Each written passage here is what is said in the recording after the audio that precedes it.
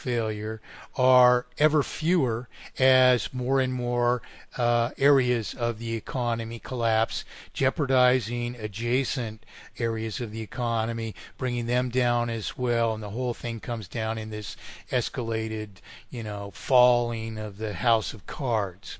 So, what is the cause of this of failure in the end, as the listeners might have gleaned if they were listening carefully, is that in the end we assume a terminal sum of debt which exceeds our ability to service it. This exceeded ability to service that inevitable terminal sum of debt, furthermore, compromises and in fact even completely, utterly destroys creditworthiness to borrow further, credibly further. So this destroys our ability to borrow further to maintain a vital circulation. So what would naturally happen in the failure, a natural pattern of failure of such a system, is that in the end we pay out all the circulation in a very brief time, making the last possible payments against our existent sum of debt, which to borrow back requires us to borrow beyond what we're creditworthy to borrow. So we can't borrow it back. So we would have this virtually instantaneous, practically instantaneous deflation of the circulation without any further capability to reflate the system under its own imposed rules, which makes it a terminal failure. We can't even recover from it.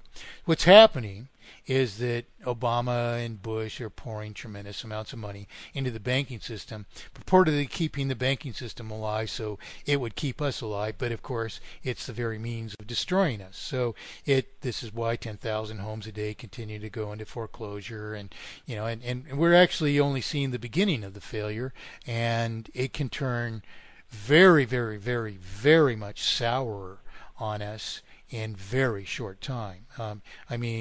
We could think we're seeing it go off the edge of the cliff, in the next month, and it could be to the bottom 2 weeks later, because of the quickness that money is paid out of circulation, and the inability for surviving sectors of industry to assume whatever means the federal government might unjustifiably assume further debt merely to pour money, more good money after bad money, so to speak. But of course it's not good money, it's bad money after even worse money. So how do we stop the deflation thing is one thing. And while I've engineered this ability to this instant solution for over 40 years, nonetheless, when I speak publicly, people, for the last few years, they've actually pleaded with me to run for president. And the reason is that people see that that's the position of authority, the only effective position of authority. You said, what if we made you whatever, Secretary of the Treasury, or just put me in charge of doing this? Well, the solution's been engineered for 43 years, it's existed all this while. And we have to take into account the fact that, just one fact, that I presented a proposition of mathematically perfected economy to every sitting president since and including Gerald Ford. I could have presented to Nixon.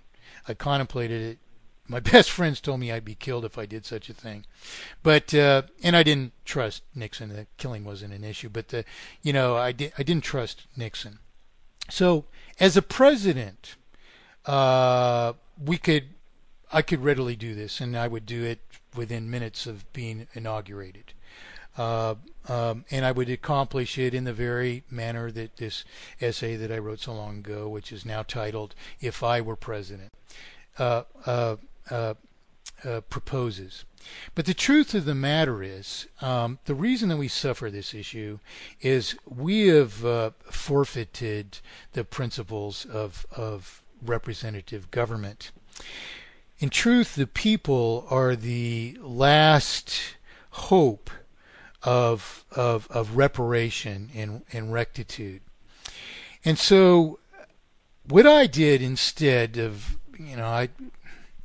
Americans, they have all their hang-ups, I would never, it's so important to do this. It's so vital to do. It ends our way of life, the principles that not only the original founders of the United States risked everything and fought for, but which people in many other countries, unbeknownst to us in America, did likewise. So, for instance, Vincent Bourne of TNS Radio, where the archives of all my radio programs are stored at tnsradio.com. Vincent's explained to me a concept of a sovereign republic, which is the original principle of the we might say the true legitimate government of the Republic of Ireland. And Thomas Jefferson wrote extensively on the same issues, and that is the possibility of a majority, even if it isn't a true majority, imposing injustice on a minority, or even what might be a disenfranchised majority who had no hope for representation, as our youngest generations suffer today, a fact of no hope of representation. So how do we solve all these issues is the question. Now, we have this deflation, and the only way to stop the deflation, if we can't become the banking system immediately, is to seize payments against all these falsified debts to the purported banking system. How do we do that? We have to contest them in court. And so what I've done is I've authored a mandate. It's a global mandate for mathematically perfected economy and absolute consensual representation. Now, you're not going to find Barack Obama appointing me, some authority by which I would set this economy right. The people have to realize that they have to do it, and we have to contest these falsified debts to the banking system. So this mandate is a constitutional amendment, which is comprised of, among other things, many mathematic proofs. A mathematic proof that a promissory obligation is the only plausible vehicle for monetizing our production. A mathematic proof of one and one only mathematically perfected economy. A mathematic proof of one and one only way of justly transforming any of these present systems of exploitation into mathematically perfected economy. And so we do this by seizing payments against any of these falsified debts. We do that in two ways. One, we submit a like irredeemable promise to pay to the banking system, holding that fulfills our obligation to the banking system, if any, and providing for them to challenge that in court if they so desire. I have a test case which more or less demonstrates that the banking system, giving the arguments that we've just presented in this program, would not dare challenge it in court. It's the last thing they can ever afford to happen.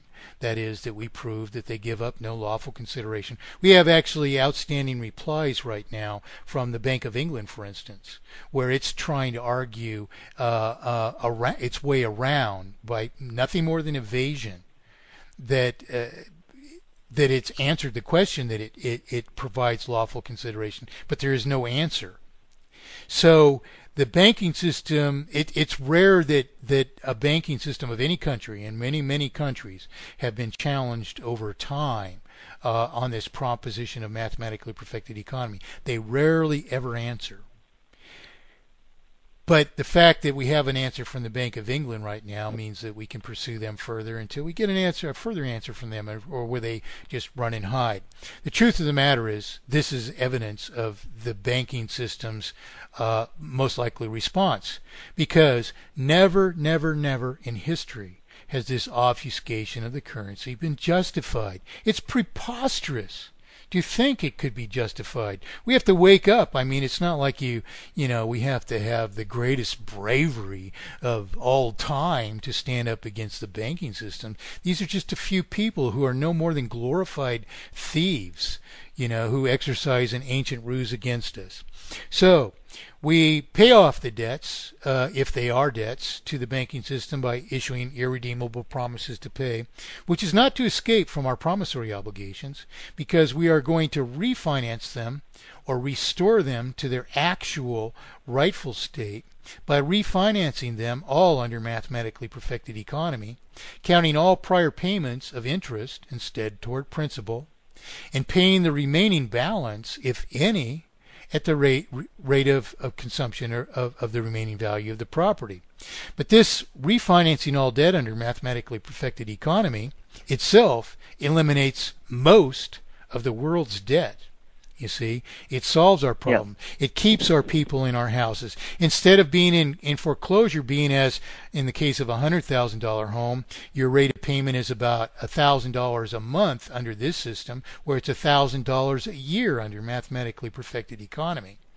So the general liquidity that we realize by this immediate transformation is approximately 12-fold. Not across the board, truly, but in general, we're about 12 times as liquid for no further benefit whatsoever. But the further benefits are vast, because only under mathematically perfected economy are we going to be able to restore our expatriated and defeased industry, and return to work and share the burdens of work amongst all of ourselves, minimizing how much any of us have to work and so on and so forth. But this is only possible under mathematically perfected economy versus sustaining the present systems, because the present systems, in multiplying artificial indebtedness perpetually, force us to produce more and more and more, and to have markets consume more and more and more, but which is impossible, because there's a point of everything, which is maximal saturation. One day if you have 787 surfboards, you just have too many surfboards.